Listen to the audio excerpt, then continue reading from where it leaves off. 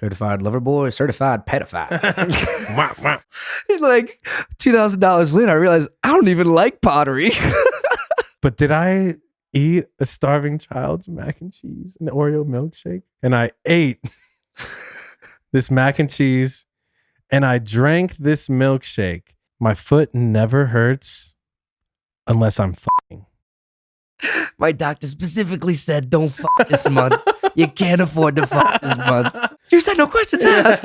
I said no questions asked. I'm not asking I'm you not a question. asking you a question. Get down on the fuck ground. Exactly.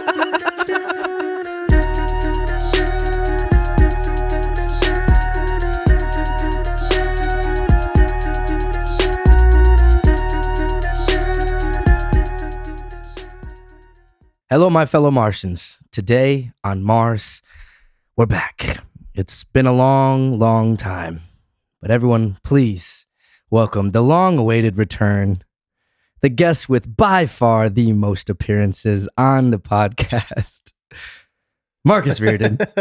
Welcome. Thank you. Thank you for having me, man. Glad to be back. It's been a while. A lot of life, more life. A lot of life. So last time we talked, well, first off, if you're new here, on Mars, we usually take a deep dive into creative professionals, entrepreneurs, and other inspiring Martians alike. Yep. But we have a special. Sometimes we have some specials here for holidays, and Marcus and I have a special. It's called On Marscus. Yeet. We talk about life. We got bits. We got sketches. We got peeves. We got Rex. And I've got ideas for a lot of shit too. Exactly. Because I've been listening to Bad Friends. Like some of these bits that I do, I think we should play characters. Like I'll be like, you're this person, and then I'll be this person. Right. And then, yeah. So anyways, Perfect. well, I'm so happy to be back. Yes. What's up, fellow Martians? What's cracking? Good to be back. Yeah, man. Well, first things first, I think I do want to start by talking about something that's very relevant right now. Yes. And that is the Super Bowl. Yeah.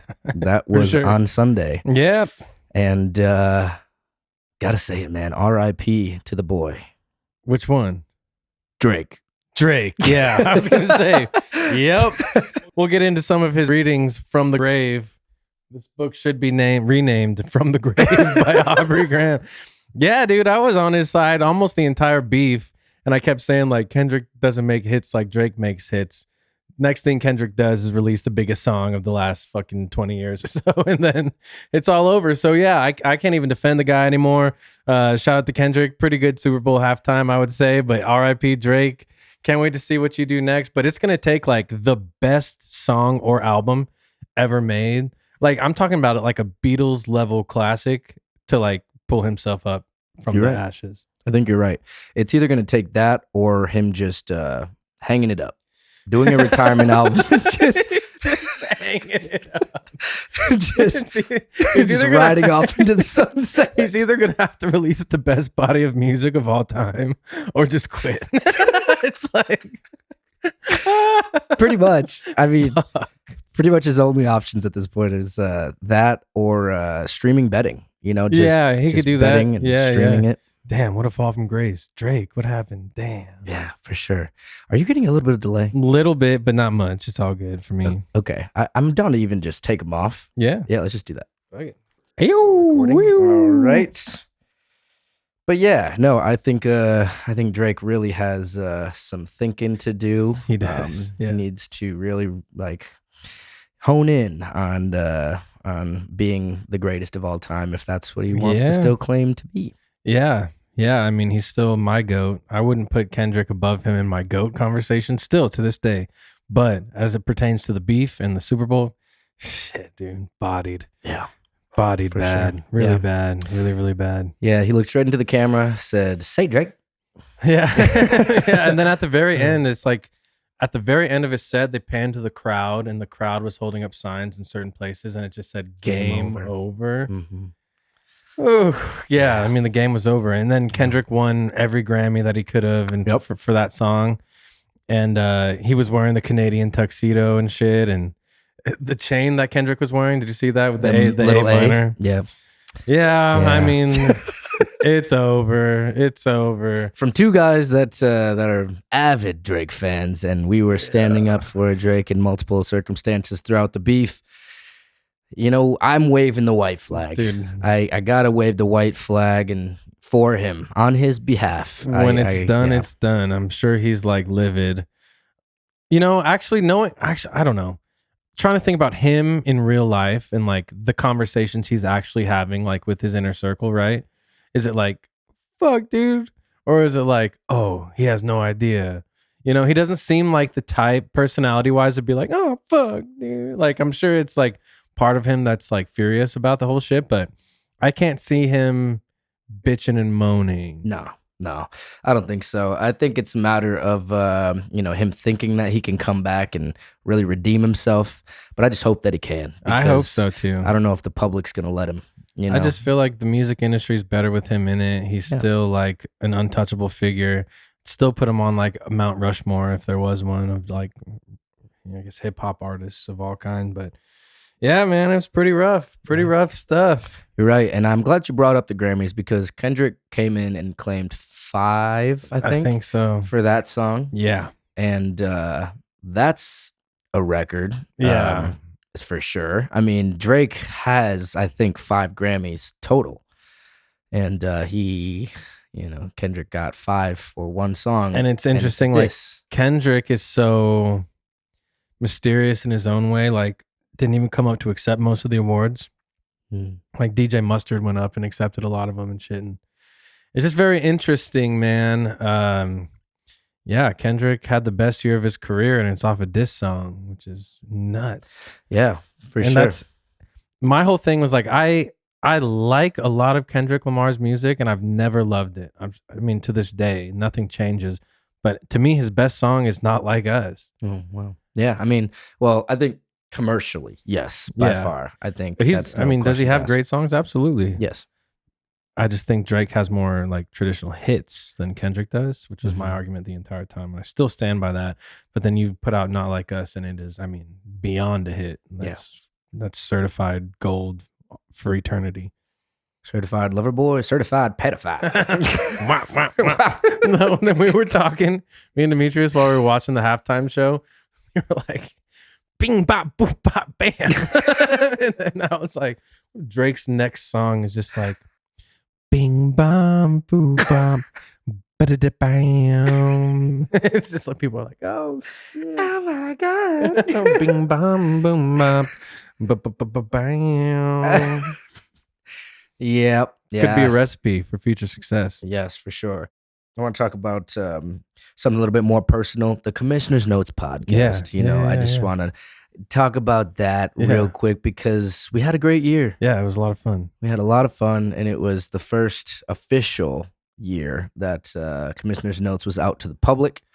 If you guys didn't check that out, go watch all the previous episodes from this past year. It was a great time. Marcus and Caleb Klug. So much fun. We did the awards ceremony.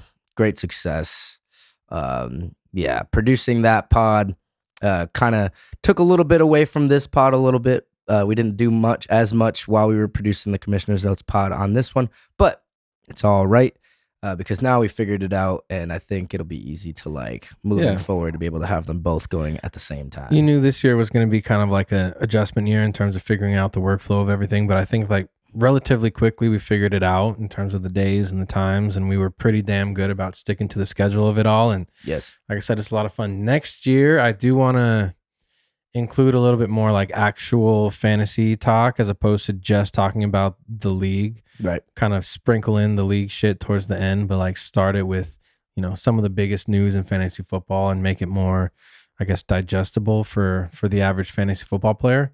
Yeah. So we're going to take that. We're going to work on that, but it was an unbelievable year and I had such a good time doing it. So yeah, man. That was awesome. Thank you for guys. everything. You guys dive in deep too. So I think it's worth it giving your opinions, even though you're not, in the NFL. Right. Your opinions are still very thought out and for very sure. valid. Absolutely. You guys know what you're talking about. Yeah. So, I like to think so. Yeah. I mean, I kind of had a horrible year for the last couple of years, but that's okay, dude. I'll be back next year. I think I'm going to win it all next year, personally. Hey, well, you heard it here first. Marcus is winning the league next year, guys. The Jeepers Keepers fantasy title.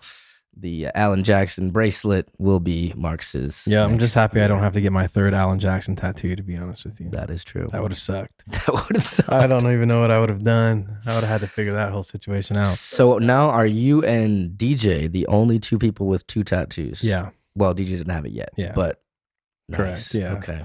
Yeah. Yeah. I don't want a third. I don't want a fourth. Yeah. You know, I just like, I'm done with losing. So, but yeah, next year is my year, without a doubt. No doubt.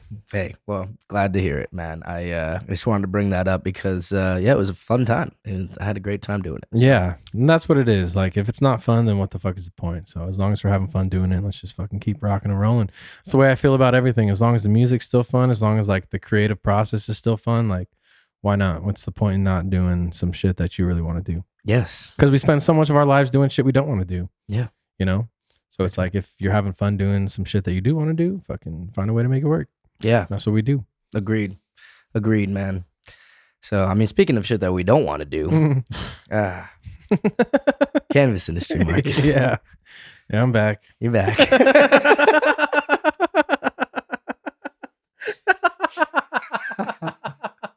That's how I feel.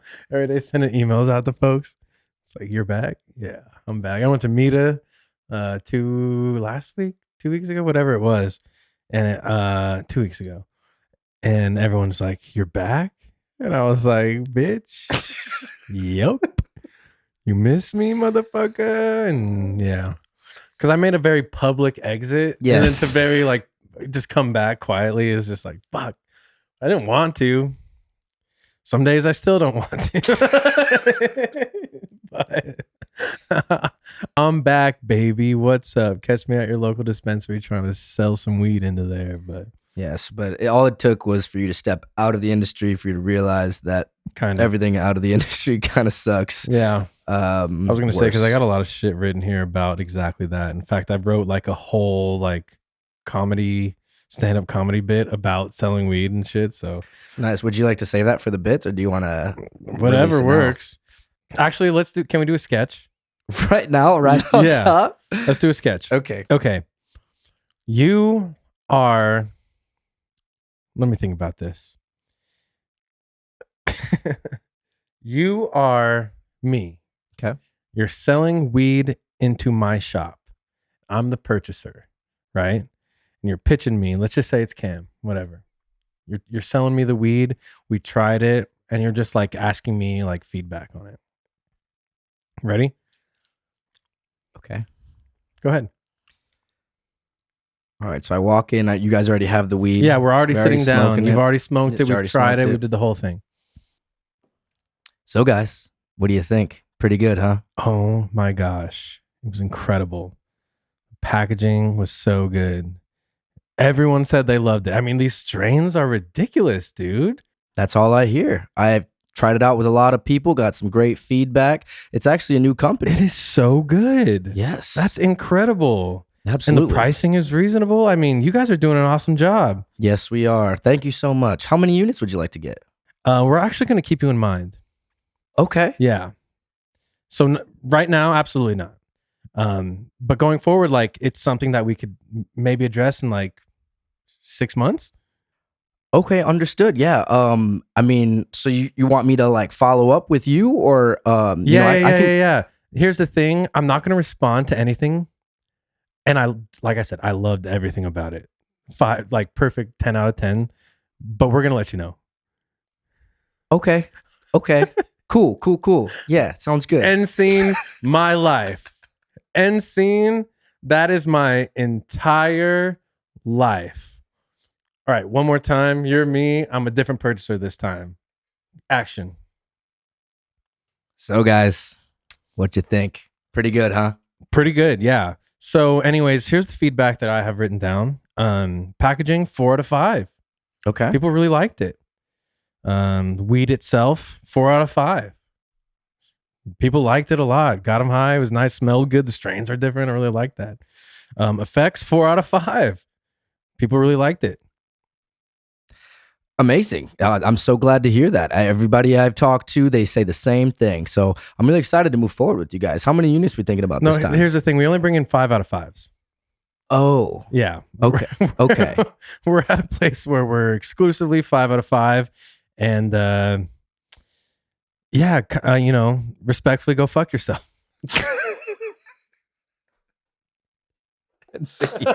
End scene. Those are two conversations, real conversations that I've had in the past couple of weeks. And yeah, dude, fuck yeah. That's my life, dude. Damn. Yeah. So they smoke all the free product, love it, and then don't buy any. Exactly. I mean, it's mind-blowing, dude. Absolutely mind-boggling. Well, To tell me you love it, I love everything about it. I love the way it looks, the way it smells, the way it smokes, the way it's packaged. I love the price. We'll keep you in mind. Is nuts to me. why is that? I don't know, dude. They just don't want to take like. Well, there's not enough room on the shelf, or they'd have to kick somebody off, or this or that, and it's part of my little thing. But it's like, yeah, there's only 150 dispensaries in the state. There's 1,500 brands trying to get into all these dispensaries. It's like there's not enough room for everyone to eat, and unless you're like best friends somehow with like the owner, not even the purchaser, but like the owner, and can get some like executive order signed to get you in, you're just gonna sit here spinning your wheels. So many days I feel like I'm in that hamster wheel. It's like fucking burning 1 million calories, fucking running and getting nowhere at all. It's all good. You know, that's the nature of the beast. So love it. Just love it so much. Still a little bit more grateful for it than I was. But at the end of the day, still just like, what the fuck, dude? Yeah. It's Don't nice to even be matter. back, but also at the same time, it's like you get little reminders of why you hated it. Every day. Yeah. Every day of my life. For sure. Yeah. I mean, well, you are smoking again though, which is kind of cool. Yeah, So a you're little kinda bit, being little bit, able to, little bit. You know, My ultimate goal now is to like just go back to being like the purchaser for a shop. Would be so nice. Just Yeah. to have that power. just be like, ooh, yeah. Ignore every email that I get. Ignore every call that I get. And like when someone's like, someone's here to talk to you, I could be like, I'm busy. I'm busy. Tell them to go away. Yeah. Tell them You to handle email that. me and then Right. ignore that email. Right. Whew. Man. I want that again, dude. Yeah. I want that power again. Mm. So that's my new goal. Find one of those. Because I'm tired of this rat race that is selling wholesale cannabis in Arizona. Yeah, for sure. Like I said, I have the whole stand-up bit, which we could do now, we could do later. Just whatever works for you, dude. I mean, we're talking about it now. We might as well. Do you have other bits? That's my only like stand-up bit. I've got Peeves, I've got Rex, I've got a couple other like Well, things. then let's probably save it then. All right, cool. Yeah, Let's do that. let's save that. Let's do Put a that. pin in it Yeah. for now. But I mean, even those scenarios were pretty funny. I Yeah. mean, it's real, but it's, you got to laugh at real life It was sometimes. kind of nice. Though. I mean, like, oh, you loved it? She loved it. Everything about it is great. Being like, we'll keep you in mind. Yeah. It's like, oh, what We'll keep you. the fuck does that mean? I've sent her like 2 emails since. Nothing. It's like, damn, could have sworn you said you loved it so much. She said that to me. You Yeah, really man. did. You said everything. It's my favorite, but I just can't buy it now. Maybe later. at some point. Let one of these other vendors fuck up. Yeah. I'll kick them out. I'll bring you right in. It's That's like, all right. right. Here's an Yeah. email just reminding you I exist, just to get fucking. And then when ignored you at the follow moment. up, ignored. 100%. Where it's like, oh, actually, we're not onboarding new brands right now, so I'm not even willing to look at it, talk to you, or smoke it, or try it, or anything. It's like, okay, Oh, wow. all right. Well, That's like the would- ultimate go fuck yourself. it would still make me feel better if you just tried it. That way, if something does become available, you can slide me right in. It's like, no, we're actually not talking to anyone right now.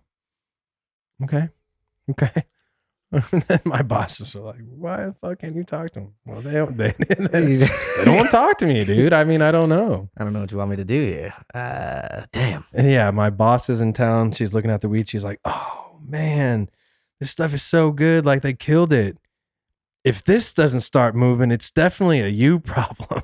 No way. Okay. Yeah. Yeah, it's a me thing. Fuck yeah, for sure. How many marketing dollars have you spent on this? 0. Got it. Got it. Sick.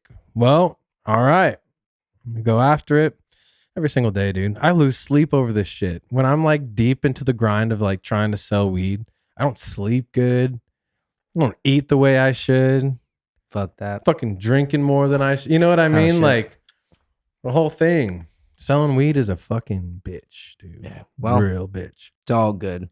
Talking about other shit now. Let's move on. Music. Yeah. It's we've been having a lot of music happen recently. Everyone does too. It's really nice. Yes. Marc&Mars. Yeah. I wanted to bring that up first and foremost. What's going on? Are we getting that shit mixed and mastered or what? Yes, we are. We found a new studio that we are working with. Shout out Matt Campbell. He's a god. We'll definitely have to get into a session when he's there, so that way you could meet him, and then we can start working on some stuff while he's actually there, because I think that's really how we're gonna see the next level of this stuff, and maybe start re-recording some vocals. 100%. But I've been asked multiple times from different people as if that's still happening. I want to say yes, it is. Of course, it is still happening. Things take time. And it's just that's life. Yes, exactly. And we could hurry up and rush some bullshit out. Yeah, but that's not how the way we do things. You gotta slow this baby. Yeah, the right way is the way that we like to do things, and that is not the right way. Yeah, trademark the right way, baby. That's the right way. That's what I'm talking We're gonna about. make shirts that just say the right way. Because there's only one way to do things. That's the right way. That's right. So we're trying to do it the right way. Like I said, I've got a lot of stuff going on the back end between work and then the band and shit, and you've got your hands in 500 million things. Yes. But it's going to happen. It's going to happen the right way, and it's going to be worth it. So yes, we have almost 10 songs in the pipeline too. A few that I feel more confident than the other one, but like when we were listening to Rain Still Fall, I mean, that song is like a religious experience. Yeah. When we were in there, I was also high as shit. I like hadn't been smoking much. I took a rip of the bong that night with the Kaleidoscope Kid. Yeah. And I was like off my ass. But that song was crazy. Yes. Like raw, unmixed, everything was just so good. There's no doubt in my mind that song is a fucking hit record for sure. Agreed. Yes, that's one of those that it was like a sleeper. And then when you listen back on it later, you're like, oh, wow, that one right there. It like immediately got moved to the top, like right under Homebody. Yeah, absolutely. Yes. So. Those two tracks, I mean, we got a bunch of tracks that I love, but those two tracks are really standing out to me in my mind right now. Yeah, man. We'll write some more. We got to get to writing some more for sure. Yeah, for sure. And then Danny Orange music. Yep. That's something that's pretty exciting. We're working on. We're going to work on it right after this, I believe. Yes. And we wrote a song, 2 weeks ago now, that I love. Yes. Love to death. And yeah, it's really nice that everyone's kind of in motion right now. Everyone affiliated. Yeah, with the team. Yeah. We have a lot of talented people around us. I mean, that's always been the case, but now it's like to the point where it's kind of getting crazy. It is. It's like, it is getting crazy. And you add on these like streams that we're doing on Wednesday nights. Yes. That's been awesome too. Yes. Been able to connect with a bunch of people just through those streams. And at the end of the day, I'm having a blast doing them. For sure. Yeah. Shout out Futuristic. He recently started doing live streams. If you go to @onlyfuturistic on YouTube, you'll see us or on Twitch or Instagram or Facebook. I don't think he's on X, but everything outside of that, we're live everywhere every Wednesday from 7 p.m. Arizona time to 10 p.m. Arizona time. Yep. Weekly for now. We'll be probably growing a little bit more. It's crazy how many like song reviews that we get, because the plan originally was, do a little bit of music reviews, do a little bit of music making, do a little bit of like merch giveaway, that sort of stuff. And we just get so overwhelmed with the amount of like song requests that come in that it gets impossible to do anything else. And the way he's doing it is so funny, dude. It's like you can just pay for the music review. You can pay extra for a skip. You could pay extra for a super skip. You pay extra for a super skip and a post on the story. Like, people are spending like $135. I think I saw one guy spend on one song. Yeah. Just for us to review it, potentially post it, super skip the line. I mean, whatever it was, but yeah, I mean, in the grand scheme of things, that $135 could change that artist's life. And I think that's the way that some of these artists are really realizing that like someone that has a platform and that someone that, you know, has been in the industry for a long time is going to be able to directly listen to your music, and then also you can see their live reaction. Yep. And if they like you, they'll give you opportunities. Like talking about Zach, like he gave some people like I mean, he literally like on the first stream, he's just like, yo, like this guy right here, like we're gonna be in contact, next album type stuff. Like you could even get a feature for next album just because you're dope. Absolutely. And that's where like the opportunity is endless, to where, you know, we talked about like Sheesh House Survivor. Yeah. And we've talked about doing all of these writing competitions and finding people that we love from the stream, getting them out to Arizona and doing like a, you know, 6-hour writing challenge. Yes. Where every hour we come in with a new like obstacle for them. Right. So we're talking about here, you know, we start them with a beat and a, you know, a topic or a style or whatever, and then they get going. Hour in, we say, your beat just changed. Yep. Or, you know, your topic just changed, or you have to erase everything that you've written so far and start over. And give them kind of challenges and loopholes throughout the way. Exactly. Which could be awesome, and we could be there as the panel, just kind of doing what we need to do. But Sheesh House Survivor would be sick, and we could do it all in 48 to 72 hours, just depending on how many people we bring in.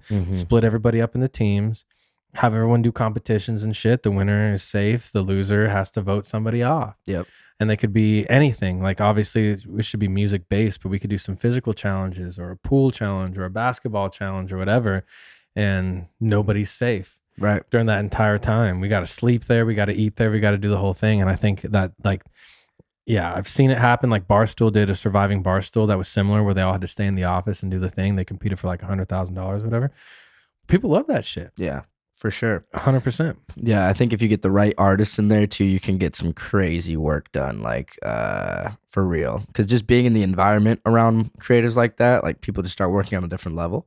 So we could, you know, generate some of the best songs of all time just because it's just like the pressure's on. Yeah. So it's like, it's a multiple layered thing. And, you know, doing like the artist and then also doing like producer version where it's just like producers going against each other, battle of the absolutely, beats, battle of the bars. We thought about doing that for like the song review and just being like, this is the producer specific night, to where you got to send us beats, you know, and mix in like we're gonna write to it on the spot, or you know, we're gonna freestyle to it on the spot, or whatever it is. Pick our favorite one. The best one gets on Zach's album, or the best one, you know, whatever it is. So but it's been a lot of fun. I think like I said, there's a million ways we could take it, but I think it's gonna be huge, like sooner rather than later. Yeah, for sure. I mean, already he's getting 1,000 views, you know, just on YouTube, and he's getting a bunch of subscriptions on Twitch. On his way to becoming a Twitch affiliate already, which is pretty crazy to do it so fast. And the people that we've brought in to like guide us through that process, and also like the technicalities behind the actual stream and the camera work and switching from camera to camera and kind of following the chat and all the, I mean, they're brilliant, dude. Yeah. That guy Weasel is super, super brilliant. Shout out Weasel.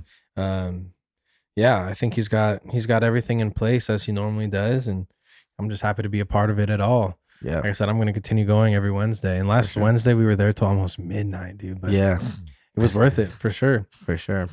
Yeah, no, he has a lot of stuff, like, and Zach moves like at 1,000 miles a minute. So when he gets an idea, it's just like, so we had a conversation. He's like, he's trying to do it 3 to 5 times a week. That's what he's saying. He said he may never record a song again in his life. So we might be seeing the era of Futuristic, the streamer. Yeah. But I'm here for it, and I think this is a great way to give back to the community in a way, and also give other people opportunities that they wouldn't have had otherwise. Yeah, and it's interesting how many people have just reached out to me, being like, "I want to be involved, like with your collective." I'm just like, well, for sure. I don't know how to get you involved. Yeah. You're in Connecticut. And we sort of like that one song on the stream. Yeah. But yeah, no, it's been really awesome, and appreciate everyone reaching out and watching and being a part of it. And yeah, just stay tuned, because the music review portion of it is just the tip of the iceberg for sure when it comes to that whole situation. Just getting started, man. Yeah. So go subscribe to Futuristic on Twitch. I think it's probably at Only Futuristic. And try to hit us early in the night too. Earlier the better, because by the time we're 3-4 hours in and I'm 60 reviews deep, bro, I get into my Simon Cowell bag. then you're not going to want to hear what I have to say, bro. But at the beginning of it, I'm patient. Yes, exactly. And I give some more constructive shit, but by the end of it, I'm just giving you the fart button over and over and over because, yeah, I'm tired. Yeah. Yes. So, yes. Streams run long, bro. Super excited about that. Next thing on music, while we're on this topic, before we start getting into some of our other things here, update on This Modern. What's going on? What's happening? A lot is going on. So we're in the process of finishing up a collab EP with our boy Nino and his band Through Waves. We have a song called Psychotic that drops on March 14th. Also on March 14th, we're headlining a show. It's not a Riot Night, but Riot Night presents, because all the Riot Night like promoters and stuff are kind of back in the show. Mm-hmm. So we're going to be playing. Yeah, we're going to be headlining Rock Bar on March 14th. Beautiful. We were supposed to play in Vegas that next day, but it got moved back to, I think, April 19th, if I'm With not Nino? mistaken. Yeah. Nice. Nino's going to be there. So we're going out to Vegas on April 19th to do a headliner out there, which is super exciting. Yeah. And then, like I said, just finishing up this EP. And then aside from like the collab EP, we've got a ton of music in the works and songs that we've been sitting on that our good friend Suno has kind of helped us reimagine, that we're like seeing things in a completely different way. So we spent all night, like Friday and Saturday, I think, just sitting down and playing with it and finding out different ways to like produce up songs that are just kind of on the bench right now. Yeah. And it's been awesome. But yeah, This Modern's going super well. We've got a bunch of content obviously planned with Danny, and hopefully you'll be a part of that in whatever capacity you can afford to be. But I think it's just, yeah, it's been going really well. And I think we're getting back to like the fun of it all. Obviously, like, Yeah. you hit a certain point and it has to become a business more than it is like a hobby. But I'm recently been feeling way more like enthused on all of it, and it, you know, I'm just having fun. I feel like I found the fun in it again. So Yeah. we've been having a ton of fun with it, and just a million different things going on. So in a perfect world, we're going to release 2 EPs this year, one with the Nino and Through Waves, and then one by ourselves, and hopefully have great content to back it, really kind of up our content game and Roll it out. Yep. but it's going really good, dude. Good, man. And you brought up Suno, and that's something that I haven't talked about on the pod, and it's something that I kind of want to talk about for a second, because it's if you don't know what Suno is, it is People hate it. You might, listening to this, hate it, but you might hate it, open but your mind. you have to understand it from a songwriter's perspective. So Suno is a engine that is ran by AI, and as soon as people start hearing AI, they tune out. Freak the fuck out. And they freak out and they say, not original, wrong, you're bad, you suck, whatever. Well, even Timbaland came out and spoke on behalf of it. Did you hear about that? I didn't. Yeah, Timbaland said that the industry, artists in general, need to learn how to make AI your friend. Yes. As opposed to being so hard and steadfast against it. And let me clarify, like, it's all my own lyrics, it's all my own thoughts, and in most cases, it's all my own melodies as well. Yeah. The way that we are using it right now is to help see how it could become better. Once you have the song in place, throw it to Suno, and it'll suggest, you know, maybe on this part make the melody this, or maybe on this bridge you do a this or a that. So it's just a way to enhance what you're already doing. It is like having another writer in the room, which is awesome because the stuff that it churns out is really, really cool. But I'm not sitting there and saying, make me a rock song about X, Y, or Z. Go. Yeah, and then exactly. The process is over. Right. Because you have to be able to produce it yourself, and then you, like I said, unless the lyrics and ideas and melodies are already there, it's kind of worthless in a lot of ways. Yeah. But we've been playing around with it a lot and being able to just like get an idea of where a song could be. If a song's been sitting there in my drafts for 2 years, I put it into Suno and it says, here's what it could be. And I say, oh shit, I didn't even think about that, dude. And then we do it in that kind of, in the spirit of that. So Right. it's been really, really, really, really, really fucking cool. Yeah. People are going to feel how they feel about it. But it's 2025, dude. And we're going to blink and all of a sudden it's going to be the standard. So you get on board or you don't. There's a lot of gray area as it pertains to the legalities of it all. There's a lot of gray area as it pertains to, like, for example, one of my buddies recently told me, like, in no circumstance should you upload a melody. Even if you upload your lyrics, do not upload your melody, is what I was told. And the reason is because Suno is gonna, if it's a melody that it can learn and potentially use later, like the software, there's a chance that at some point someone releases a song that sounds exactly like it, or if you're taking melodies from it that it has learned from somebody else, it's getting a little bit gray in that capacity. I think just like any technology, like the technology is evolving faster than we know how to control it or regulate it. Right. And so at some point it's going to come to a head. Is it still important? Yeah. Do you want to use it? Yeah, absolutely. Like I said, Timbaland's no schmuck. Like, he knows what he's talking about, but you do get worried, like, if I feed it something so good and then it kicks it back to somebody else. Yeah, that's a good point. That is a good point. Yeah, and I mean, for anyone that doesn't understand how this works, basically the way that Suno works is like one of two different ways. So you can either type in a description of what you would like to hear. You can be as specific as you want. You can get down to genre, tempo, key of the song, topics that you want the song to be about. You could literally feed whether or not an you entire song in terms of lyrics. Like, right, yes. And you can put in the lyrics. You can say, this is what the song is. These are the lyrics. And this is the style, with nothing uploaded, straight from nothing, and just describe what you want to hear. And Suno will spit something back at you. And that is one way to use it. But another way to use it is a little bit more creative and a little bit more custom, is you can actually upload your own audio, whether that be instrumental, voice memo, something that's actually a finished track, even if it's not mixed fully. And then you can, on top of that, do describers and prompt the AI to be able to create something on top of it and take from it as inspiration. So for instance, if you have a melody idea that you don't even have lyrics to, and you're like, you sing that into Suno, they'll put lyrics to it, put a beat behind it, and do this and that and everything. And it's basically like if you had someone else in the room that could piggyback off of what you said and then give you an idea. That's basically what it is.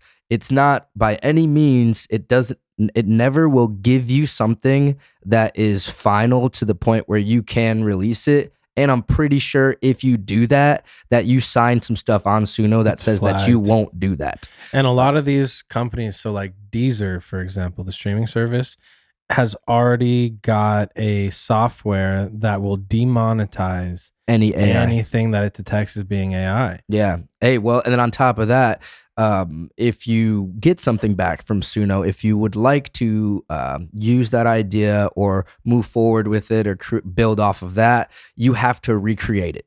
So 1,000%. for anyone that thinks that this is a cheat code that you can just become a musician, it's not the case, because at the end of it all, you're not going to be able to record it if you don't know how to play these instruments. Exactly. You're not going to be able to sing it if you don't know how to sing. For sure. You're not going to be able to mix and master it if you don't have a studio or you don't have the ability to mix and master in the first place. Yep. So there's all these things that the people that are already doing this stuff from zero, like us, we've been making music from scratch for 10 years plus. Yep. So this is not something new to us. This basically allows us to have another opinion thrown at us to then allow us to create what we eventually wanted to hear as the final version. Absolutely. So, and I think that's what people need to understand if they're trying to, hate on AI music stuff. And there's some people that are in the industry that I've seen, Twitter finger it up about Suno and AI stuff. And sometimes it's like, it seems like they're being really, I don't know, what's the word? It's like,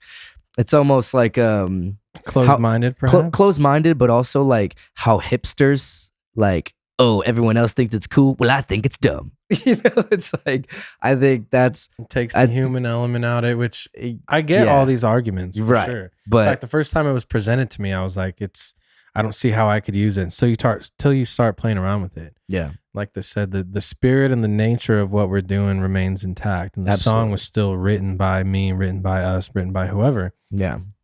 Just giving you ways to potentially elevate your chance to then have a better chance, like to hit whatever goals you're trying to hit.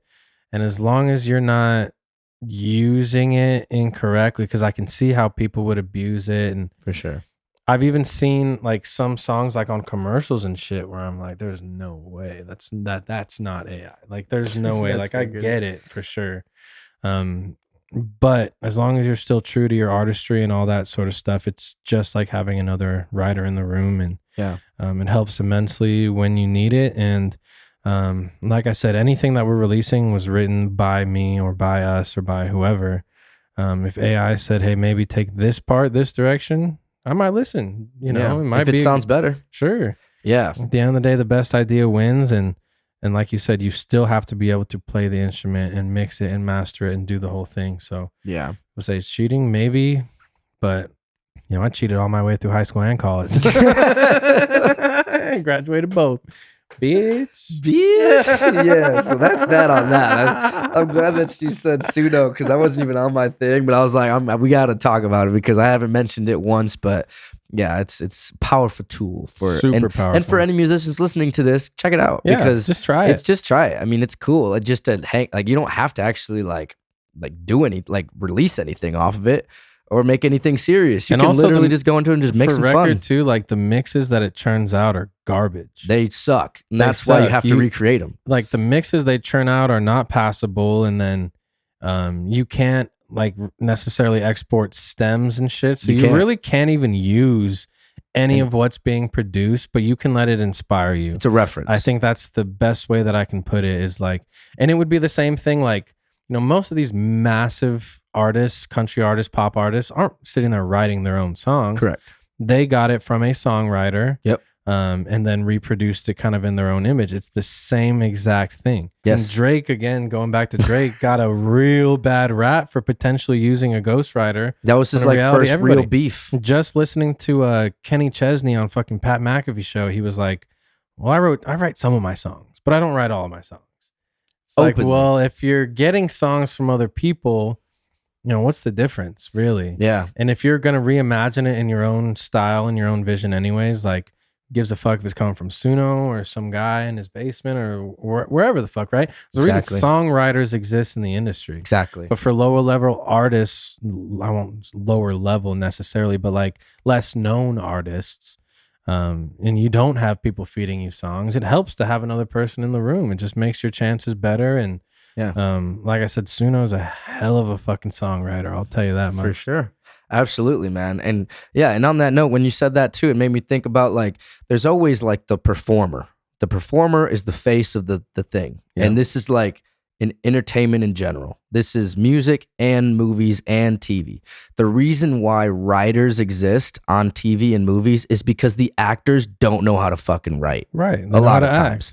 They're actors. They know how to perform. They focus on performing the stuff. And there's like literal like teams of people that will write jokes, even for like, this is hilarious that this kind of like inside baseball, but people that don't understand the industry, how it works, for like the roast of Tom Brady and shit like that, all these comedians, do you think they're all writing their own fucking jokes? Hell no, dude. They hire teams of people to write the best jokes in the world. Like Nikki Glazer. She literally talks about it on podcasts so many times about how she had like some of the best writers in the room. And what happened? She went out there, she executed on the level that she did. And that was the roast of Tom Brady. That was her, like, she was the most streamed thing ever on Netflix. Absolutely. Her and Tony Hinchcliffe, like top. I mean, it's like, that's crazy. 100%. But it's people so commonplace, but the moment it becomes like, oh, this wasn't even a human, it was an AI, that's where the disconnect is. That's it. That's right. But it's only right now because it's brand new. Yeah. 10 years from now, it's going to be just a standard practice. And so you get with it or you get stuck behind. And so feels like we're kind of on like the cutting edge of it all. And like I said, I know what the parameters are. I know like what we can and can't do with it. And like I said, the moment it's writing songs for me is one thing. But if I'm writing the song and you're telling me how to make it better, dude, I got no apologies. Yeah, for sure. Exactly. Yeah. Ah, man, we talked about that enough. I feel like that's something that's so important to talk about, just AI in general, like with entertainment and all that stuff. Because I'm one to use it and like adapt with it, and I've always Yep. been one to like adapt technology early. And I think this is just another case of that. Like you gotta just be on it, just figure it out, or you're gonna get lost in the dust, and you're gonna be that guy that's like doesn't know how to use a fucking computer. The You know what I'm saying? other, what is it? Saturday night, I was with Timo and Sean, Yes. and we're just fucking around on Suno, right? And Timo uploads these lyrics into Suno, and he shits out these couple like ideas, whatever, and I'm listening to it, and I look at him, I was like, bro, this is crazy. I was like, did you write this? He was like, are you serious? And I was like, yeah, like these lyrics are fucking dope. And he was like, you wrote this. He was like, this is a song called I Told You So that you wrote like 4 years ago. Wow. And he just had the lyrics sitting around. And then as soon as I hear it in that light, I was like, Sounds like a different song. yo, yeah, because we never released it. We never did shit with it, right? It sits on the shelf.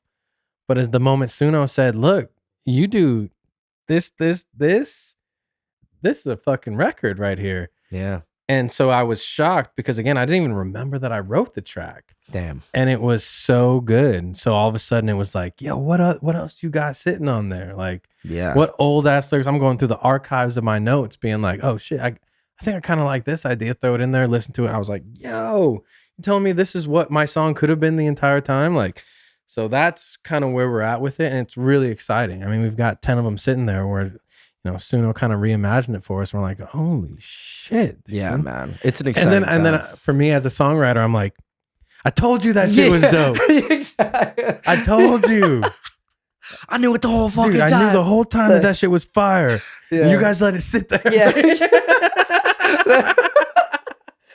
Yo, for real. I told you that shit was gas, dude. I knew it. Yes. So anyways, it's hilarious, dude. But Yeah, I what are mean, you and gonna that's do? like another thing. Like, if you have old ideas, you can bring them back to life, and that's like, and all songwriters that I know and all artists, like, we all have 1,500 voice memos that we've been carrying on our phones for the past 5 years. Or for me, it's just like lyric notes. You know yes, what I mean? for sure. Lyric notes. And there's been a couple times too where I'll upload lyrics, not even a melody. So Suno just takes the lyrics that I have, has no idea the melody or the cadence or whatever that I did it in. There's been a few times where Suno shits out the same melody, yes. The same melody, the same cadence that I had without even being prompted to. Right. To where I was like, see? Exactly. That was right the whole time, because even the old algorithm, whatever, given the chance to do it on its own, did the same shit that I was without even being prompted to do it. Exactly. So yeah, that's always like validating. Yeah, that's exactly. It's like, yo. Yeah. I was right. I told you, dude. That shit is hard. Yes. Yeah. So shout out Suno, and yeah, shout out to people who are adapting to that. Super shit shout out because, Suno. Yes. Fuck yeah. Let's move on to bits and sketches. Well, before we even do that, I have a couple stories that I was going to tell. Yes, please tell me the story. Because I wanted to get your opinion on this one situation, and it's dumb as fuck, dude. So while I was like in between jobs, I was doing UberEats, hella. And to this day, I do it like every once in a while, maybe like on a Saturday or a Sunday or whatever. I don't have much going on. You make like an extra $100 a day. You know what I mean? And so it's just like, yeah, fuck it. I'll go make some extra cash, whatever, but it never hurts. And so just recently, I pick up this order at Chick-fil-A. Very modest order. It was a mac and cheese and an Oreo milkshake. And I'm looking at like where it's telling me to deliver it. And the name of the building is Feed My Starving Children. Is the name of the company. It's a nonprofit out here. Support them. Feed My Starving Children is the name of this institution. And I've got like 2 or 3 orders on me, right? Because I'm collecting multiple at once, whatever. So I get there and this place is like abandoned. And I don't mean like closed or empty. I'm talking about not a car within like a quarter mile of my view. Anywhere. It's right over there on like Southern and Alma School. And I'm like, holy shit. And the app's like counting down. Once it realizes I'm there, they got like 10 minutes to come get this shit. The guy's texting me. He's like, where are you? I was like, I'm here. Like, I see the door. It says feed my starving children. Like, I'm right outside. He's like, what do you see? I was like, I see these blue pillars, whatever. They're right there. And like at this point, we're just texting. And at a certain point, I call him, just like trying to figure it out. And he's like, sounds like a high school kid. Frankly, he sounds like a boy. And I'm like, oh no. He's like, I accidentally put in the wrong address. That was the old Feed My Starving Children address. We're in Phoenix now. And so he maps it out. He's like, I'm like 40 minutes west of here. And I got other orders in the car and shit. And he's like, can you bring it over here? And I was just like, no, because I was like ending right there and I was headed to the studio. Like I said, 40 minutes to the west. Yeah. During like rush hour time too. Yeah, right. And It's you like, have two other orders in I was your like, cart. dude, I can't, man. He was like, okay, well, I'll just cancel it in the app and like reorder it. And in my mind, I'm like, dude, I feel bad as fuck. And so the app's just like, well, just leave it somewhere safe, take a picture, then move on. So I get out of my car, take a picture of the Chick-fil-A, and then bring it right back into the car. And I ate this mac and cheese and I drank this milkshake. And if it was at like a house, oh, I sent it to my buddy's house on accident, or oh shit, I sent it to my office, I meant to send it to my house, I wouldn't have felt bad. But the fact that the name of this company was Feed My Starving Children, to this day, I'm wrestling with that decision. And I don't know what the right thing was. It was not logistically possible for me to make it over there and still like do everything I needed to do, right? True. But did I eat a starving child's mac and cheese and Oreo milkshake? I don't know what the answer is, dude. And but honestly, what about the children, Marcus? Think I about ate the it. children. And then I thought about like fantasy football. And I thought, did I just bring upon like 10 years or more of bad luck because I ate this mid mac and cheese? Oreo milkshake was fire. This mac and cheese was mid. Like I said, I wouldn't give a fuck, but the name of the company was Feed My Starving Children. Jesus Christ, Marcus. What would you have done in that situation? Okay. I think that is a crazy situation, and I think you did the right thing. Would you have left it there? Because the app said just leave it there in a safe spot. But the app doesn't have the context of like, no, he's 45 minutes to the west. Right. And they also don't know that there's no one even there. So what's that food gonna do? Just get cold and then no one's gonna eat it? Exactly. At that point, it's just like cold Chick-fil-A outside of an abandoned building. Right. For like stray cats to. And I could, maybe I'm just trying to rationalize to make myself feel better. Everyone I've told it to is like, no, dude, fucking what else are you going to do with it? Yeah, like, exactly. I think that's the real only answer. I just pray that wasn't like bad karma. Or like he had enough money to redo it. Because I'm sure the app refunded him or whatever. Maybe. Or else he had to double pay for it. But it sounded like a kid on the phone. It wasn't like a grown-ass man. It sounded like a high school kid. Yeah. And I was like, dude. He was one of the starving children trying to get his mac and cheese. I'm gonna He's like, this eat is your like mac and cheese. And he's probably You're on knew the phone, getting like- on the phone with like- getting off the phone with me, he's gonna be like, this guy's gonna eat my mac and cheese and my Oreo milkshake. you're like, sorry, man, I can't do it. I'm about to eat it right now. I just couldn't. So anyways, I'm really praying that karma doesn't come fuck me up too bad because of this mac and cheese. Like I said, and if he was close, even if he said, dude, I'm 15 minutes away, Right. I would have made it work, Yeah. right? Probably would have done the other 2 deliveries first, logged off the app, and just went and taken it to him. I got no issues. Mm-hmm. 40 minutes to the west during rush hour. I just, that's going to be Can't like do an it. hour and a half round trip. Plus those are my last 3 and I was headed to the studio. Yeah. Yeah. And he's not going to pay you anymore. That's what I'm saying. It would have just been out of the kindness of my heart. But at that point, it's not even worth it. Like dollars and cents speaking. Mm-hmm. So anyways, I ate the mac and cheese. I drank the milkshake. And now you're going to hell. And now I'm going to hell. And there's not a lot that I can do about it. Hey, man. But I just when your back's against the wall like that. But what are you now I have a new supposed to thing. do? When I suck next year at fantasy football, I'm going to be like, it's that goddamn mac and this cheese. is the damn mac and cheese and the Oreo milkshake, dude. Yeah. Why would I do that? But anyways, that happened a while ago, but I've been not telling you that story on purpose because I wanted to tell it here. Wow. Thank you. Because So I worth wanted to it. tell it here. Wow. Damn. Yeah. That's rocking a hard place. Yeah. What are you Rocking going a to hard do, dude? place, What man. are you going to do? Ah, man. But what about the children? To feed my starving children, dude. I just... Something about the fact that it was going to feed my starving children made me feel like shit. Yeah. And I think maybe if it was like a catering order and they were like, we're catering all the starving children, Yeah. Then you I think maybe that would have changed things where it's like, dude, I got 150 nuggets in the back. I'll just take it out, maybe. But it was a mac and cheese and a milkshake. That couldn't have cost you more than $10. Yeah. So hopefully the app refunded him. I'm really Right. praying that Uber did the right thing. Just give that kid his money back, chalk it up to a mistake. Yeah. Damn. And then they're like trying to do the math. They're like, but the driver dropped it off. I saw the picture of it. It's just me Jesus. putting it on the curb, taking a picture, submitting it, and then taking it and bouncing. Fucked up, dude. Damn. I know. Hey, it's I all know. good. I feel bad about it. Nah, it's all good. Don't judge me too hard, but like, what would you Nah. have done in Nah. that moment? Right. Put your answer in the comments. Put what your would answer you in have the comments. done? Do Would you you have think eaten the karma's mac and coming to cheese? fuck me up? Yes or no? Yes. Yes. That'll be a Spotify poll.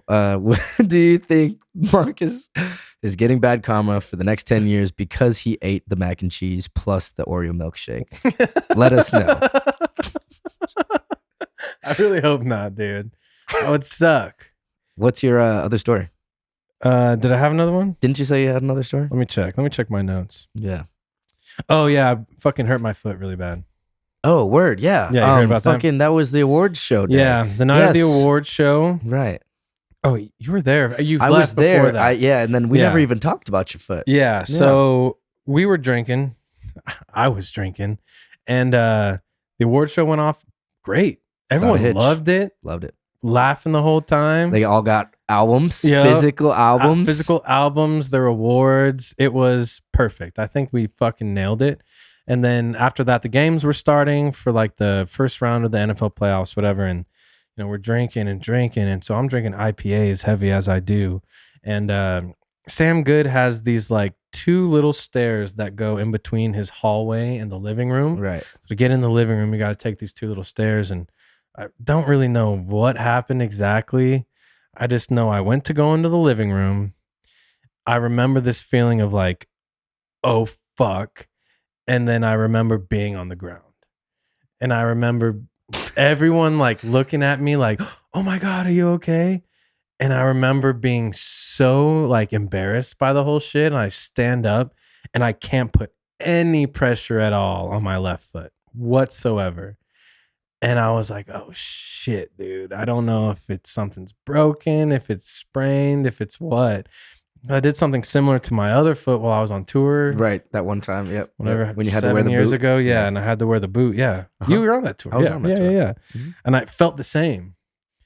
And so, anyways, it was black and blue. It was swollen. I had like a golf ball shaped lump like right above my ankle, and it was horrible.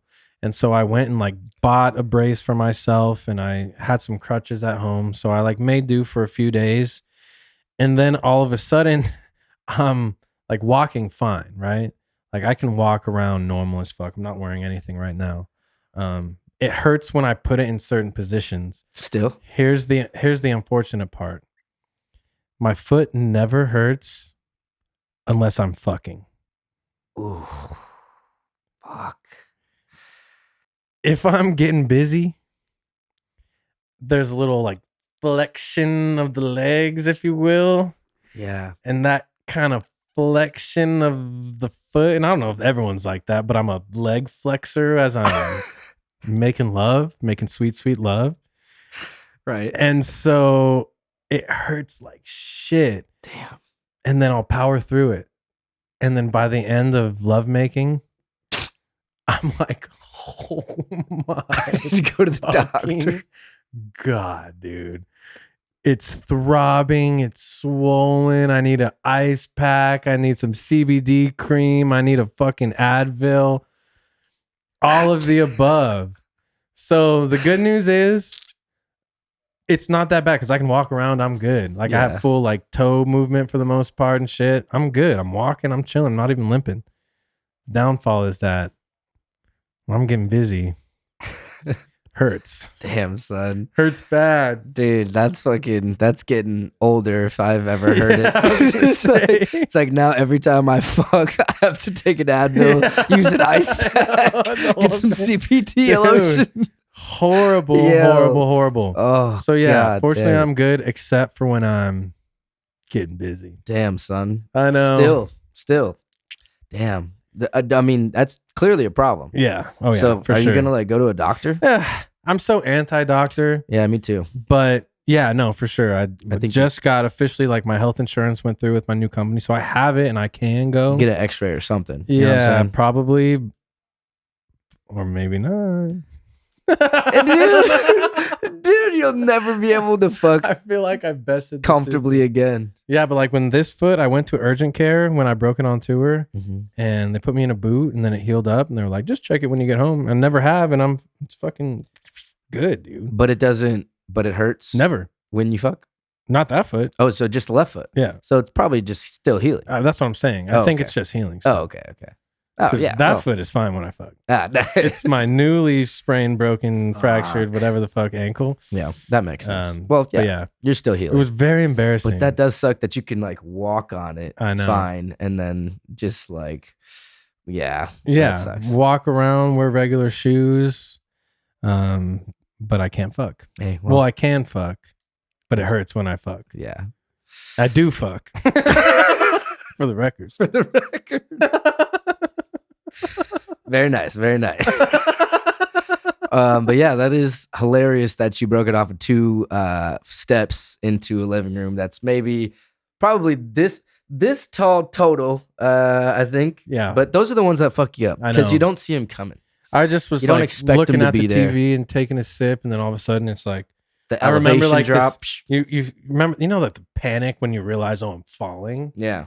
and then I don't remember shit until On I'm the like floor. on the floor and everyone's like, oh my god. Damn. You know, they get me an ice pack and I'm on There's the a whole thing, thing, yep, and yep. Nicole wasn't there. I had to call her to come pick me up and shit. Like very embarrassing, very dumb. But you know, that's my life. Very embarrassing and very dumb. Hell yeah. Thanks for sharing that. I'm so glad that we Absolutely. talked about that too. Because I meant to ask you about that. It's so funny because like I called you about something like a few days after, and I meant to mention it on the phone. And then after we got off the phone, I was like, ah, damn it, I forgot to ask him how his foot's doing. Yeah, foot's fine. Yeah, so the foot is fine. Cool. Like I'd say, yeah, day to day, you wouldn't even know right. Cool. until. The lights go low. And all of a sudden, so do dude, I need medical attention immediately. Yeah, for sure. Nicole's getting you ice packs and No, then she pills is. after. She is after. Oh, how's your foot? Bad. Need an ice pack. She's like putting CBD cream on it and shit. Oh man. I know. Yeah, that's getting older. I for know. sure. Yeah. Hey, Embarrassing. it's all good. Yeah, you hit 30, all of a sudden you got to watch out for every fucking staircase. In Yeah. I mean, if you America. think about it, like people that are in their 60s, they probably don't fuck because it's a whole thing. Yeah, It's it's probably not a just whole- their foot. It's not just their foot. It's their hip. Yeah. It's their knees. My blood pressure gets too high. Yeah, when I do this. exactly. I feel like I'm going to pass out. I start seizing. Yeah. My doctor told me never Yeah. fuck. Yeah. My doctor specifically said, don't fuck this month. You can't afford to fuck this month. Not again. You can't have a month like last month. You fuck like 1.5 times last month. Are you crazy? You just masturbated too much last month. You kidding me? You can't fuck. Yeah, that's what I'm saying. A lot of flexion. I don't know if anyone else does the toe forward Hey, shit. That's that's a good move. just me. It's a good move. It's just what I do naturally. Yeah. So anyways, what's up with Bits you? and sketches. What's up with you? So what's up with you these days? Hey, Martians, real quick. I appreciate you taking the time to listen or watch wherever you are in the world. Over the last few months, the Martian family has grown so much. I could not be more thankful for all of my guests and every single one of you who continue to tune in every single week. Subscribers, ratings, likes, and comments all help us grow here on Mars. And it would mean the world. If you haven't already, please go to onmarspod.com/subscribe to subscribe on YouTube. Like and leave a comment, rate us on Spotify. All this good stuff helps keep the engine running to inspire Martians all over the world. P.S. Follow us on Instagram at onmarspod. Okay, let's get back to it. We'll be right back. Yeah, we'll be right back. We'll keep it in. We'll be right back. Also, did you see that Tony Caruso, a.k.a. Adam Ray, was on Kill Tony last night? Yes, I did. Did you watch it? No, I did. It was pretty funny. I just finished watching and it might be the next one, but it was part one of the Heb H-E-B? arena. Yeah, HEB. Yeah, HEB. Yeah, that was the I said most. Heb. The, HEB. The HEB is their grocery store out there. Yeah, I was watching part one of that this past weekend. I watched it live. Well, Nicole was at a bachelorette party all weekend, so I was just at the crib by myself, and I was like, "Oh shit, this is happening right now. Let's go." Yeah, that happened because that was actually a pre-recorded one. I watched the live preview, I guess. Yes, yeah, when they actually like released it on YouTube. Yeah, you can always see there's like 60,000 people watching. Like, holy shit! Yeah, like for sure. people watching. And it was pretty good too. Yeah, it was good. Because I actually bought the stream when it happened. That was like it was like $15 or something like that. Dude, hot take. Andrew Dice Clay is not funny. I don't think so either. And you know why I think it is too that we can say that confidently is because we didn't grow up with him as the main guy. No, never did. Apparently, he was the first artist to ever, or not artist, but comedian to ever sell out an arena or whatever. Yeah. So I get that he's legacy. I get his whole bit. You know what I mean? Oh, yeah, and like being like over the top gross and shit. Yeah. But like some of it, I'm just like, this is a little too much. He told the girl in the front row, like, remind me to squeeze your tits after the show. I like nice couples in the front. What's your name, honey? Any idea? Remind me to pinch your tits after the show. I like you. The red fucking dress with those big fucking pig tits. I love that shit. Big fucking pig tits and a fat ass. What's better than that, right, my friend? Just like, and I'm not even like I like dirty comedy. I do. I like where it's headed, but like that's too like 1970s, 80s for me to like, so I've never, and then they let him go for like 15 minutes. It's like just because I'm he not is an who Andrew he Dice is. Clay dude. No, Yeah, I not agree. at all. Not at all. Never have been. I don't think I ever will be, but it was a good show. Yeah, Tony like loves him. I think that's why he keeps bringing him back. I think it's just a legacy thing. It's a legacy thing for sure. And there's some times where I've noticed that like Tony is like really good at like almost fake laughing when like shit shouldn't be that funny. For sure. But it's like because he respects the people that are saying the comedy. Yeah. And I think that's like a respect thing more than it is You like have to. Yeah. You gotta, especially as the host of the show. tip your cap to Yeah. like the legends of the game, For sure. which I get, but it's like cap him off at 60 seconds or something. 'Cause Yeah. It's just Too much. at this point, he's just like a damn near senile old man Yeah. doing the whole leather jacket and cigarette Purple bit. sunglasses, Yeah. It's yeah. just like, to me, it's just a little OD. Yeah. In fact, I mean, maybe I'm in a different boat than you, but like I didn't even know who he was until I saw him on the Kill Tony Madison Square Garden. No idea. Yeah. I've never known who that man is. I've heard the name for sure, but I never watched his comedy until because he came on as a different arena. He came on like one of the first arenas, and that's where he really went like way too long. And I forgot which one it was, but it was one of those other streams. And that was the first time that I really like saw him though, was through Kill Tony. Yeah. It was like, Me too. it Not was, a fan. It was Not a disappointing. fan. Yeah. I was like, God. Not a fan. Not a Yeah. fan. It's like- Respect to what you've done. Not a fan. Yeah, Not a for fan, sure. not a For fan. like the future of comedy, I Yeah. think like the people that are out now, I think are so much funnier. Like the Adam 1000%. Rays of the world. Oh, dude. Andrew Adam Ray's Santino's having of the a world. moment right now, Dude. too. Yeah, for sure. Yeah, I'm on board for it, man. Because I've been watching Adam Ray for a minute now. Because he was he is good friends with Rick Glassman. Yeah. You know Rick Glassman. Oh, yeah. Take Your Shoes Off pod. Did you Yep. ever watch that? Yes. So I was watching that like in like the end of 2022 is when I first started watching. Yeah, it. it's been So around for a fucking hot ass minute. Yeah, I mean, all these pods have been around for like 5 years, but it's like that's when I first tuned in to Take Your Shoes Off, and I went back to the beginning and I started watching them all from the beginning, and I realized that Adam Ray was like one of the first guests, and he's like always has like a funny rapport with Rick because they just get stoned together and it's hilarious. Yeah. But I feel like I've been able to witness since that time Adam Ray's rise to who he is today. And that's crazy. Like I came kind of late to his comedy. Oh yeah, me too. And he still was able to like in these last 2 years really pop off and become he's way doing great. fucking And huge. it's interesting that he can do any number of acts and still sell it out without even being Adam Ray. He can do the fucking Dr. Phil. Yeah. He could do a whole Joe Biden hour if he wanted to, and we'd all watch and laugh. Yeah. So it's really cool that he's been able to like, he can sell out an arena as any number of people. Yeah. Which is like just a testament to He has all these funny he characters is. too, and it's super inspirational because He's that's the the type of guy type that of shit. should be on SNL, but SNL I think missed their shot. He's not going to go back Backwards, to SNL. Yeah. He's going to continue to do it on his own, Yep. but the people at SNL have to be kicking themselves. Like, dude, we could have had him on over the last 4 years as Joe Biden. We could have had him on over the last X amount of years as Dr. Phil. Yeah. And here we are, kicking ourselves. Watching it on YouTube. Yeah. Yeah. And he's taking all the revenue for Yep. it, which is the way that it should be, man. So yeah, Yep. fuck yeah, Adam. Shout out to Adam Ray. Big fan. Big friend of the show. friend of the show. Speaking of stand-up comedy, should we get into some bits? Yes, we should. All right, we should. So I had one. It's all about selling weed wholesale. I Yes. told you. Lay it on me. But there's a bunch written out here, and I won't necessarily do the whole thing. You can just kind of read it off there too. That's what I'm going to do. Okay, cool. So something about how like people assume selling weed is like easy because they think of like their own drug dealer sort of a thing. And like, but anyways, There's a lot there already, yeah. for sure. I said, dude, selling weed wholesale is not what people think it is. Everyone assumes it's easy. Like I'm just walking into dispensaries with a duffel bag and they're throwing cash at me like it's a drug deal in 2003. Nah, it's corporate now. It's worse than selling insurance. At least Geico spends money on commercials. Yo. Nice. Good There's a tag. little so that, yeah, not bad, right? I think.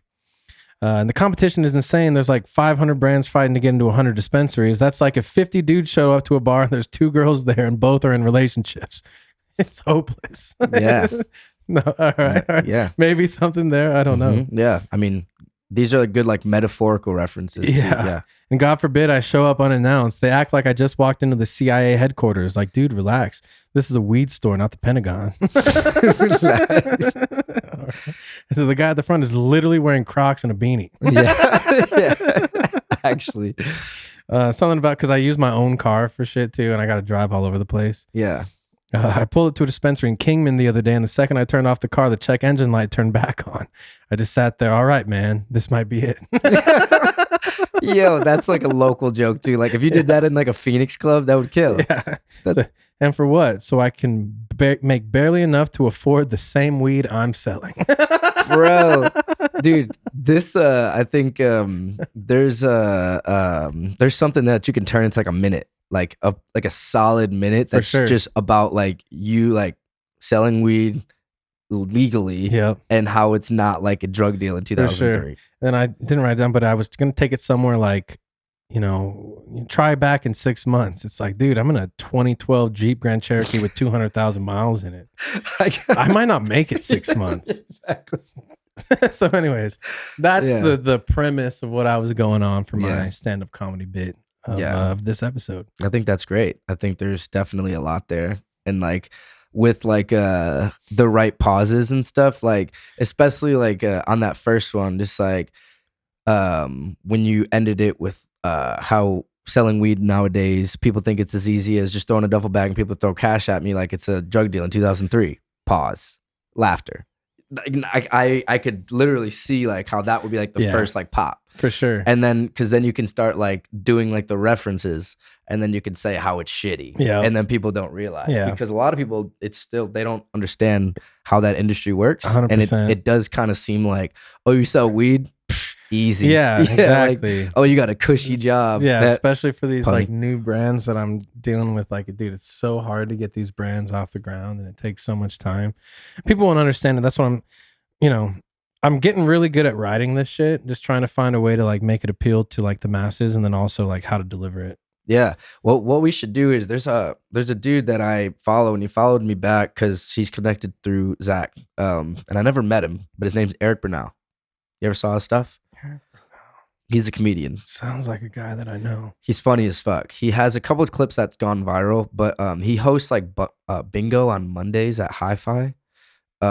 So we should maybe just go there and like chop it up with him sometime. Yeah. But Zach's homies with him because he actually Zach only did like a few interviews when he did the Ikigai run. So like he came here and he went there for sure in Phoenix. But I think that's it in Phoenix is just like our two pods. So that's how I even saw him. But yeah, but I would, because he actually opens up for like Uncle Laser. He's worked with a few different like people that are in the thing. He actually just did it with Giannis Papas. Yeah, he just did a little thing with him. Nice. But yeah, so like he's in the shits. So I think like for real, like out of both of us, I think you would definitely like if he threw up like a showcase or something like that for like an open mic showcase. I'd have so much fun doing it. That would be sick. I just have to figure it out. Yeah.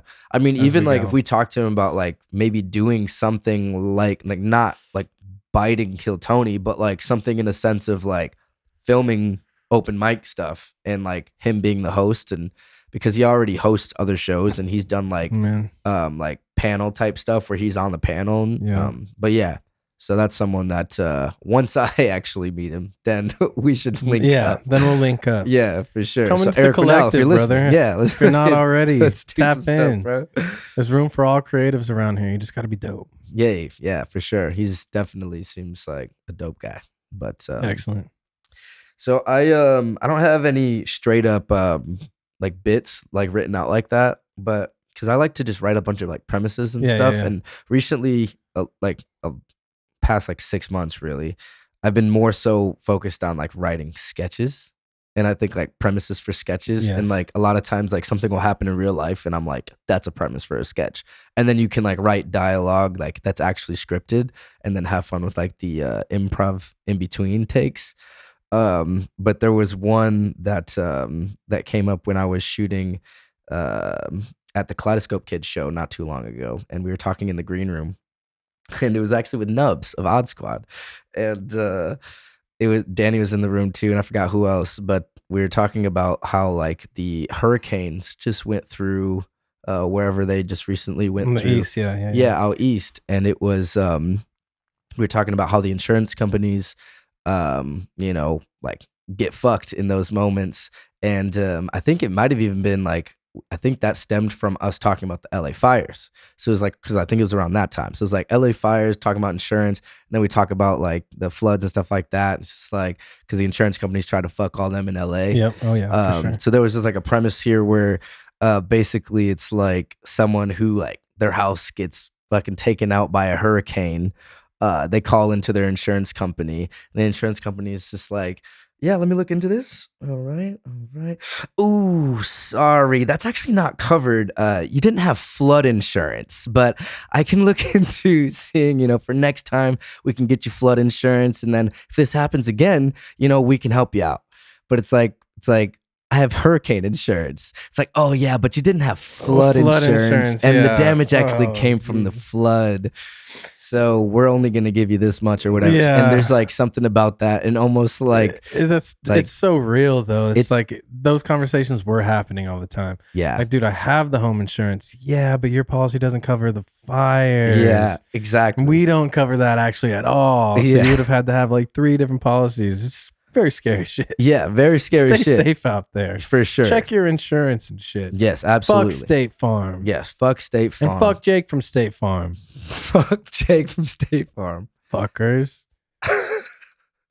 So that was the premise. But it's like, it's real life, and it's like, if you make it like satirical, where it's just like clearly like talking shit and almost exaggerating stuff, I think that would be kind of funny. And like, you basically just have like the classic like split screen, like someone's over the phone on like red shirt. Yeah, put them in a red polo. Yeah. and have him be like the most incompetent motherfucker on the planet. That's Yeah. I think that's where the humor will really come in. Yeah. Is the person at the insurance company. Yeah. Like the classic South Park, like rubbing your nipples, like, oh yeah, that person's gotta be over the top. For sure. The Like they're person on the getting other end's hard gotta off be of like, like telling you can't get anything. Fucking kidding me? They're like, as soon as they're telling their Ooh. story and they like flip their mic up, it's like, Yeah. this bitch doesn't know what I'm about to do. Yeah. Another one. Yeah. Yeah, another one. Yeah. I'm gonna put you on hold real quick, and they're just like, "This fucking guy. Yeah, exactly. This guy thinks we're gonna cover his Yeah. flood insurance," and the whole group is laughing their asses off. Exactly. What should I tell him? What should I tell him? Yeah, yeah, exactly. Yeah, so there's something there for sure. Tell him he doesn't have flood insurance, just hurricane insurance. That's Yeah. okay. So, so I looked into it. I actually ran it by my manager. Looks like he didn't have the flood insurance. yeah. So Well, let me talk to your manager. The manager gets on. He's just like the ultimate fucking. yeah, exactly. Yeah, there's something there. So There's definitely something there. yeah, that was a premise that I picked out of the bunch for today. I also had another one this one's pretty recent that I wrote down. It was when you get off the cruise boat this was the first time I ever saw this on the I forgot what island it was. I think it was Turks Caicos. When you get through there, it's a fucking wooden box and it says drug amnesty box. And then it says please drop prohibited items, no questions asked. And it's just like a slit in like a white box. When you're getting off the ship or So, back on the ship? When you're getting onto the island.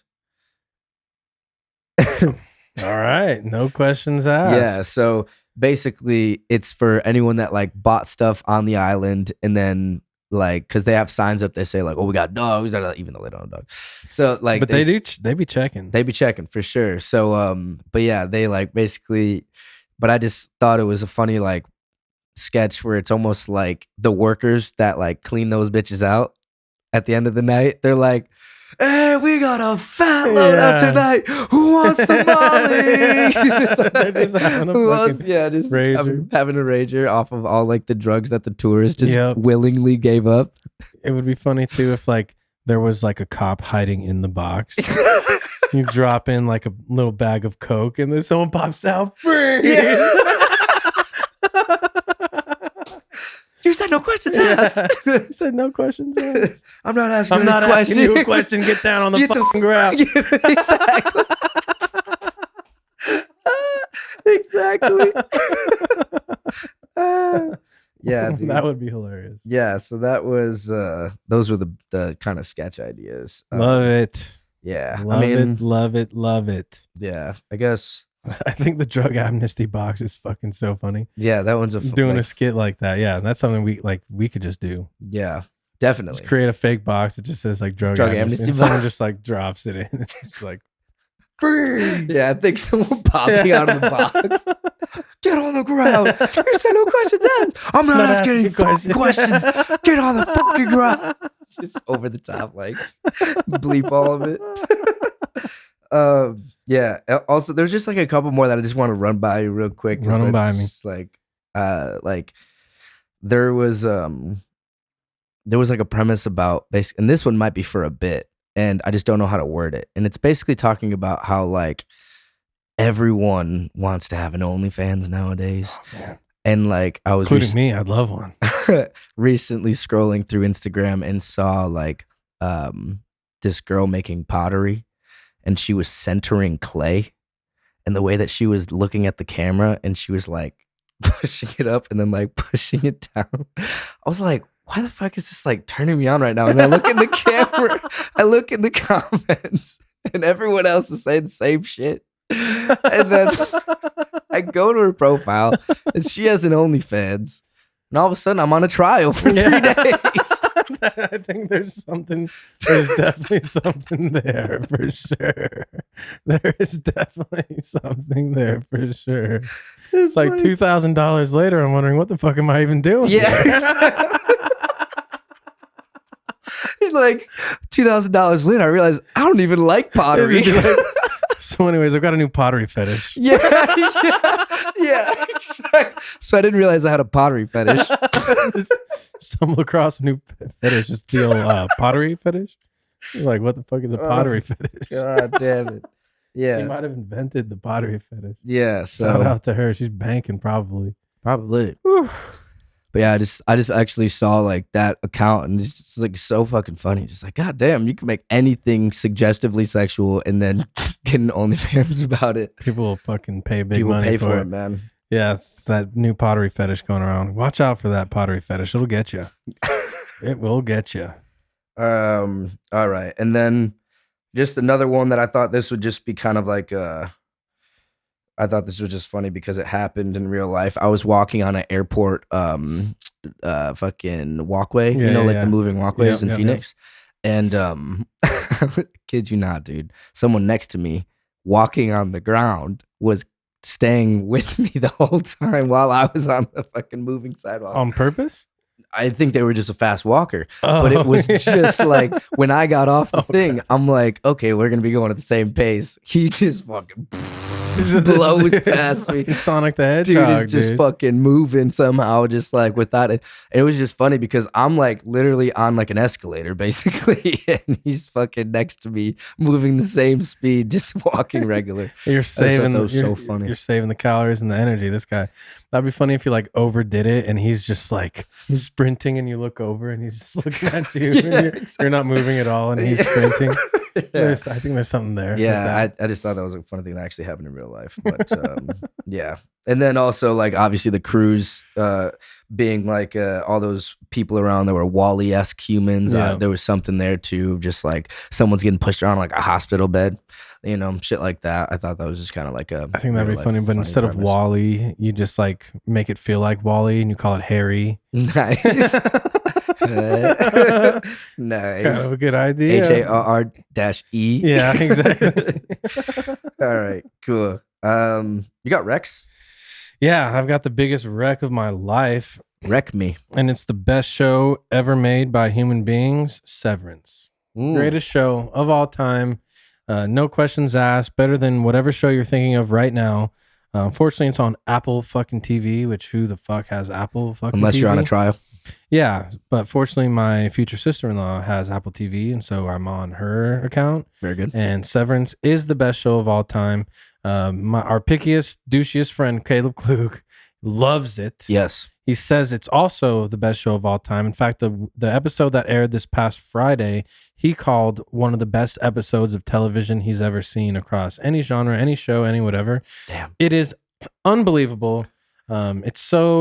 It's hard to explain, but it's deep, it's crazy, it's wild. It has its funny moments.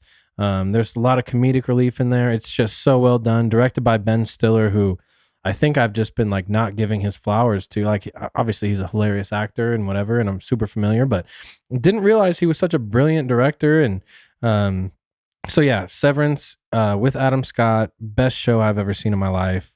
If you don't have Apple TV, I think you can buy it on Amazon or whatever, but Severance, greatest show of all time, easy. Yeah, I mean, just get a little Apple TV trial. Get the trial, watch Severance, and then cancel the trial. Binge it. Binge yeah, the first I've never season. seen it, so I want to watch it because so I've seen the I've seen so many ads for it, Yeah. and I love the actor as Adam Scott. Yeah, He's from Parks and Rec.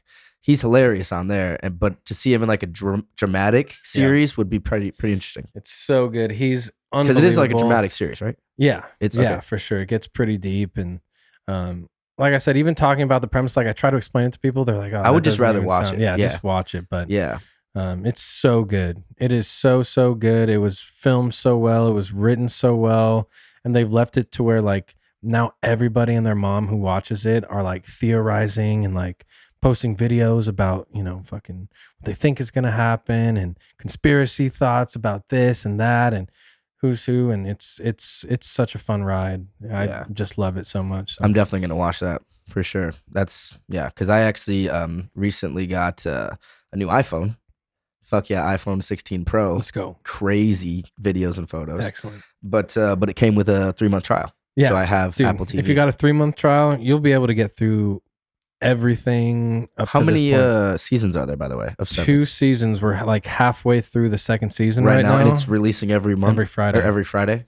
Okay, every week, rather? Yeah, every Friday. And so we all get together every Friday. I've been to like a Severance watch party at one of Caleb's friends' house. I've hosted a couple, but at the very least, like we all just get together on Fridays and watch Severance because it is so fucking good. Dude, nice. Yeah, I'll have to get caught up so I can be a part of those days. Yeah. Hell yeah. How many episodes are per season? So like, I think how the many first episodes? one was 9. Okay, I think that's not we're too about bad. to be on episode 5 or 6 of the second season. So it's right at that halfway yeah, period. for probably. sure. Okay, I gotta binge it. And I they- mean 9, so it's like hour episodes though.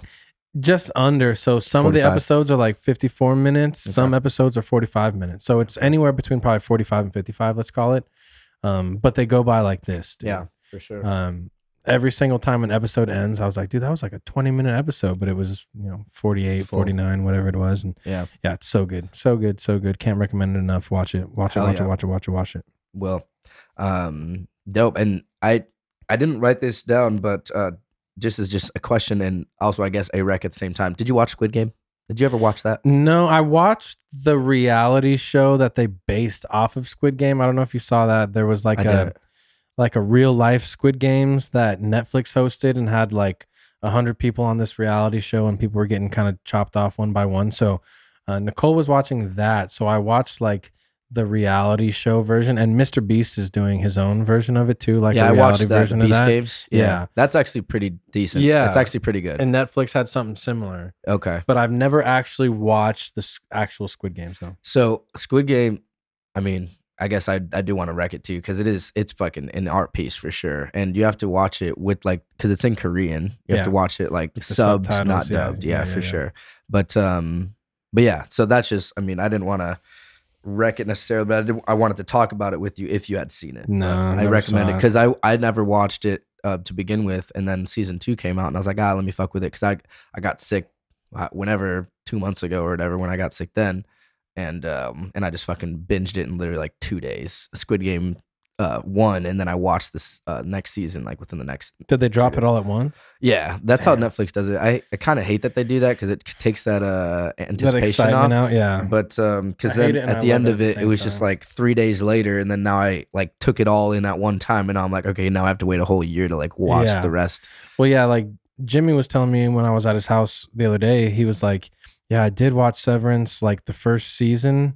And then we started watching the second season, but Allie, his wife, said, no, this is too good. We can't watch this right now. Because she wants to wait till the whole thing's out so that she can binge it. Because she doesn't want to have to do the week by week by week. So like she does a thing where it's like if it's too good, they have to stop watching it. Wow. The opposite.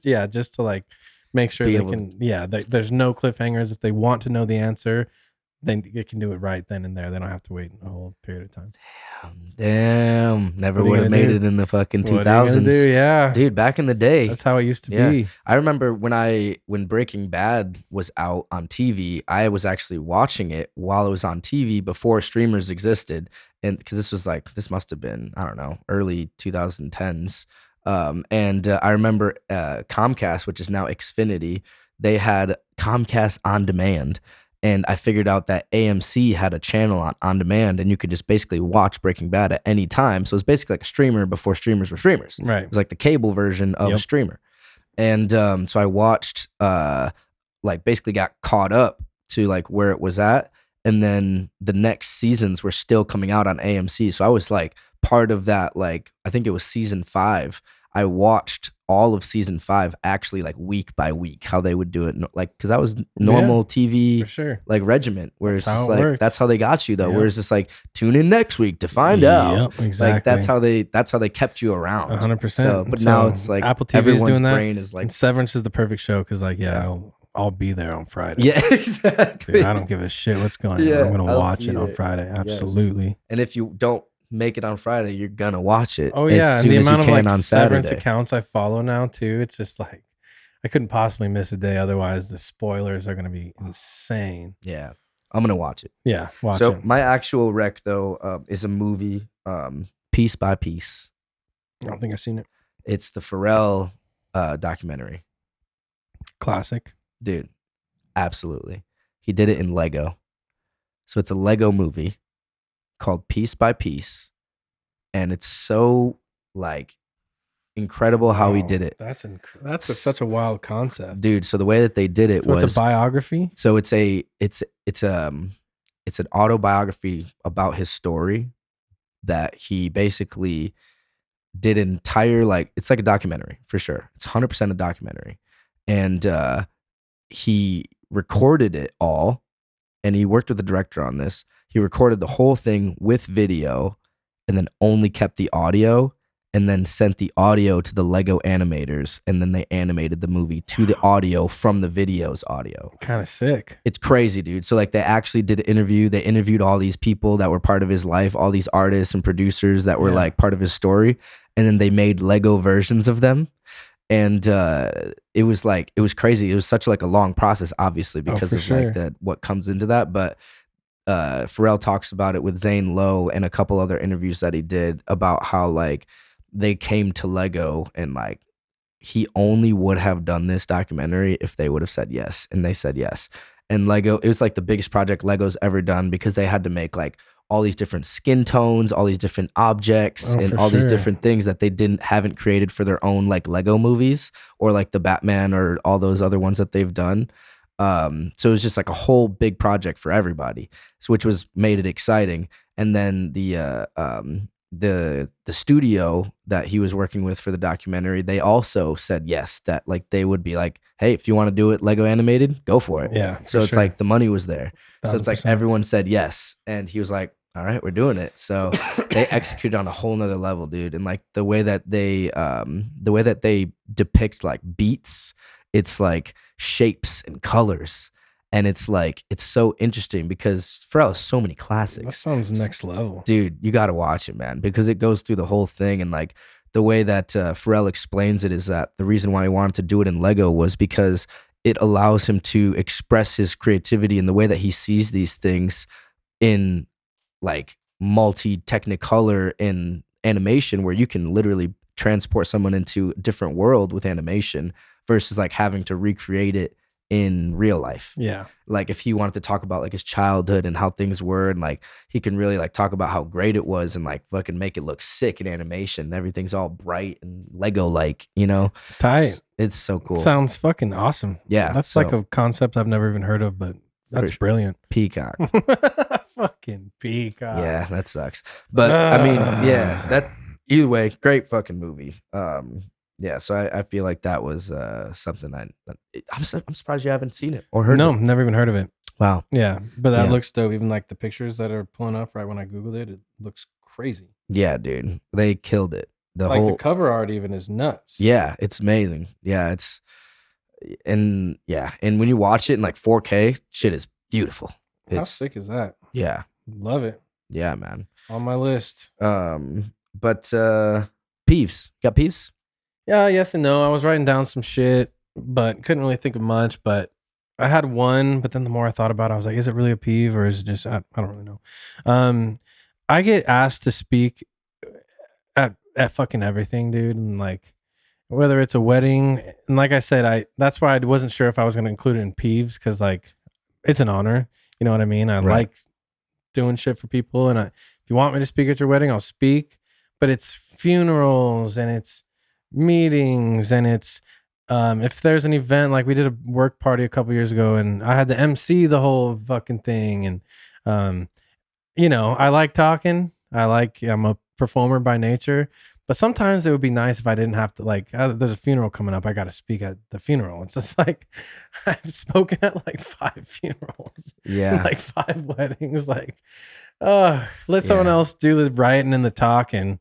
Because I get asked to speak at everything, and sometimes I get tired of that. But don't let it dissuade anybody from like asking me to do it. Yeah. But yeah, I get asked to do all that shit. I got asked today to do a funeral, and I'm like, okay, I'll do the fucking funeral. Yeah, damn, son. Yeah, I'm just like the designated speaker at everything, and like I said, while I'm honored, sometimes I just don't want to fucking speak at this particular event. And for sure. So yeah, a lot of speaking, but well, I mean, and I think it's like, the double-edged sword of like, you obviously, like you said, are honored, but it's just like you're a great public speaker. I do what I do. So it's like, but at the same time, you don't have to say yes to everything. I know, but when it's a funeral or wedding or something like with like, you know, gravity like that, it's like I feel like I kind of have to. That's true. What am I gonna say? No, I'm not speaking at your wedding, and I'm not speaking at their funeral. You know, like sometimes I can't. Yeah, I guess you kind of put me in a situation just by asking, and then I got to figure out a time to write a eulogy or write a wedding speech or write this or write that. Like I said, I'll do it. I'll do it every time, 10 times out of 10, because you know I'm not gonna say no to something like that. For sure. But yeah, if it's like a party or something, I don't ask me to MC or fucking this or that. Like, yeah. But anyways, very honored. And like I said, I didn't even know if I should throw it in Peeves, but that's what I had written down. For sure. And yeah, it's not even like it doesn't like bug me to my core, but I do get it and just do like, start thinking like, when am I going to find the time to sit down and write this eulogy? Yeah, that's interesting. I've never had to write a eulogy. Fit it in between this, and this, and then you know what? That's when I'm gonna write the eulogy. Yeah, that's crazy. And that sort of shit, it's hard to write. Yeah. And then it gets all emotional, and like if I'm in like the swing of shit and I'm writing songs and I'm working or doing this, and it's like, let's slow it down and memorialize this life. And then I'll get back to it. Yeah, what the fuck? Yeah, that's a sketch right there. Like, yeah. I don't know when I became all-time speaker, but yeah. No, that's a good. I'll do it if I love you. And even if I don't, I probably will too. Yeah, for sure. It's a good personal one, and you're great at public speaking. Thanks. So yeah, I'll keep that in mind though, to not ask you to speak at anything. No, I'm just kidding. I'm just kidding. If you need me to speak at something, feel free to ask. Just kidding. But it is funny. Just like back to it. So I knocked out that eulogy.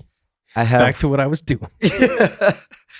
My peeve of the week here is a very simple one, and it is self-checkout. And I don't know if we've talked about this already. It's been a lot of episodes. I don't know. The peeve that I have is self-checkout is as a whole. Yeah. Like, fuck self-checkout. It's been a lot of episodes. And if I have, I'm sorry, but I'm reiterating this point, that's how peevy it is to me. So when you're at the self-checkout and you don't know how to use it, or you go there with too many items, get the fuck out of there. And God forbid you're buying a beer. Dude, yeah. Oh, yeah. Like, see that? And I guess I was saying more so like people that don't know how to use them the right way, or kind of like fucking take a lot of time at them. But yes, actually using them, that's a whole nother thing. Not only that, you have to get flagged down for that, but then they have the camera right on you like you're going to steal something every single time. Yeah, it's accusatory to even have that there. Like, I'm kind of offended. I'm kind of offended too. It's like, you think I'm going to really steal this fucking shit? Yeah. Crazy. Yeah. But there's so many people that do, though. That's why it makes sense. But the funny thing is, though, is like when you're clearly not, and they have a camera there, and it still is like, please wait for an attendant. And it's just like, what? Well, there's so many things that can trigger I didn't even buy anything. Crazy. Yeah. And like, there's been a couple times where like Nicole and I are checking out at the self-checkout, and I'll be on one side and she'll be on the other, and the machine freaks out like, too much motion or whatever the fuck. So it's like, all right, so only one of us can do that. And it's just, I just hate it at all times. I think we did talk about this because we were talking about baggers. Nowadays, even like if you have a cashier, it doesn't always mean you have a bagger. Right. Baggers. What happened? Fuck? They took her gerbs, dude. Yeah. They absolutely did. I don't get it. How baggers are a dime a dozen. And if you're lucky enough to have a bagger bagging your groceries and putting in the cart. I thought we did talk about such a beautiful thing. Yeah. Yeah. Because I'm baggers back. I'm bagging my own groceries, whether it's self-checkout or not. And I never do self-checkout anymore because I just want someone else to do it. Yeah. But I almost never get a bagger, and then I'm sitting there trying to fucking learn how to bag on the fly, which is fine. Yeah. People will be like, oh, there's an art to it. I'm like, well, me personally, I just fucking fit some shit in a bag. I know the art to it, but I've gotten better. Yeah. I'll have to put in the clip that when we talked about it, because I fucking forgot that we did that. Yeah, we were talking about baggers and how back in the day, these kids these days don't know shit about baggers. These kids these days, I'll tell you what, bro. Tell me you had someone there bagging? Yeah, every aisle. Every aisle there was a bagger. You never didn't see a bagger. For sure. You didn't see, yeah. Yeah. And it was the same guy usually. And it was like a pairing. For sure, A yeah. lot of times it was the just, cashier and that person were clearly like lockstep. yeah. It was awesome. It was great. It was a great time. Yeah, it was like super sick. like reminds me of like the Employee of the Month movie. Remember that? Remember that? Yeah, With for sure. the Dane Dak, Cook, yeah, Dak Shepard. Shepard. Yeah. Dane Cook. Dane Cook. Yeah. Yeah, Fucking Efren Ramirez was Dak Shepard's Yeah. fucking bagger. bagger. Yeah, dude. Picture right here. Yeah, So last but not least, to Yeah. wrap up this episode, we have one thing that we need to do. And that is the Drake read reading. the eulogy of Drake. Drake, when he was alive, wrote this book Yes. called "Titles Ruin Everything." Yep. When he was alive, wrote it with his good friend Kenza Samir. Yep. And it's one of the most ridiculous books I've ever read in my life. Yep. And I feel like we always go to the same ones, but like off air, I'll go through them and I'm like, damn, I want to get to this one. Yes. Let me find this one. I've already done that one. All That's right. what I'm saying. Let me try it. Yeah, you do it. You do All it. right, You do I'm it. gonna You do it. You I'm do gonna it. do it on screen for you guys to see what's going on here. We're flipping through a page. We're gonna land on one. We're gonna read what it says here. Oh wow, look at that. I want a match made in heaven, not a match made in Weston. God damn. I'm gonna read that back one more time for you guys. I want Oops, sorry. a match made in heaven, not a match made in Weston. Huh. All right. So Weston, I believe, is a city in Toronto or something like that, or some No, sort it's- of. Weston is a hotel. Is a hotel? Well, I think- WESTIN. TON. I think it's because he has a song named Weston Road Weston. Flows, Oh, maybe. Yeah. and I think it might be a I'm place thinking about the Weston in, hotels. Yeah, no, it's a TON. I'm gonna type in Weston, Canada. Weston is a spot in Canada. It's in Ontario. So I There's a don't Weston, know. Florida too. Yeah, so Weston Road Flows is a song, and either way, he says he wants a match made in heaven, not a match made in Weston.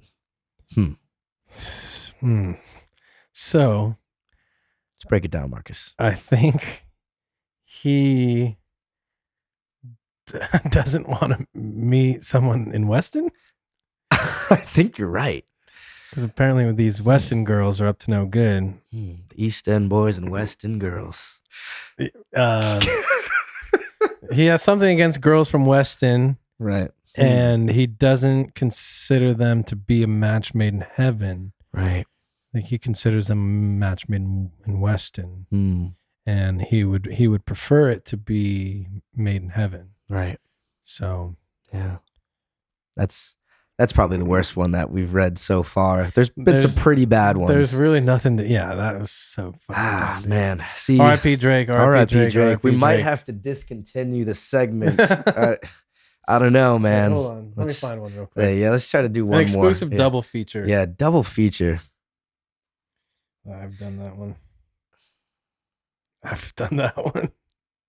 I've done that one. No, you have not. Yeah, the dude. numbers don't matter. Someone who's not doing numbers. Okay, let's see that. Is there a blank page?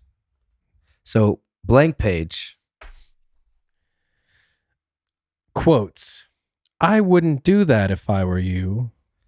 By someone who could never be me, let alone do what I do.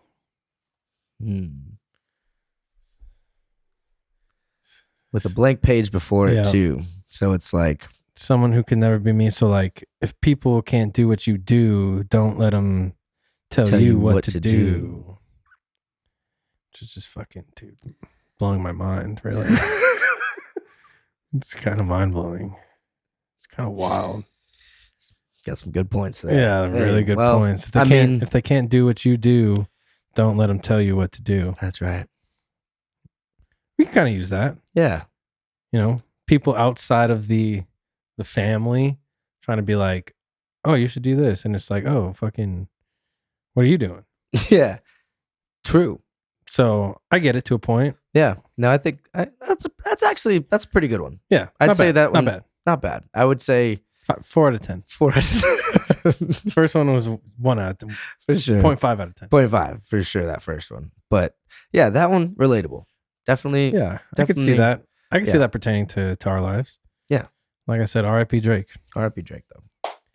Did your best. Damn, we went like 2 hours. Yeah, about an hour and a half. Yeah, Let's easily. go, Yeah, let's so go. easy. Man, I'm glad that we're able to do this. And now that this is locked in here, the space is locked. Yeet. The Commissioner's Notes podcast isn't going on. Wrapped up. We should for do now. this more often. We'll do it once Absolutely. a month, like we did in the past. One of the weeks will feature an On Marscus episode. Yep. So this is the first one of 2025. Thank you for being here again. Absolutely. Great conversations as always. Great insights. Great jokes, Thanks. stories. Yes. Yes. Now let's go make some music. Yeah, we're gonna go write a couple songs with our buddy Danny Orange, and it sounded like somebody else was here too, but maybe they were just stopping by. Yeah, sounded like it. But it's all good. Can't all wait good. to write some music now. But my fellow Martians, please go follow at On Mars Pod. Go follow Marcus at MDRN Marcus on Instagram and all that shit. Follow At me. this MDRN to Oh, this yes. modern dropping real heat March 14th. Come out to our show at Rock Bar March 14th. It's going to be an absolute blast being hosted and presented by Riot Night. Let's have a good ass night. You should try to make it if you can. I will make it. Okay, cool. I'll have Danny come with me too. Yeah, have the boys pull up. It's going to be a great night. Other than that, thanks for having me, man. Yes, sir. So, my fellow Martians again, love you guys. We'll see you next time on Mars. Peace.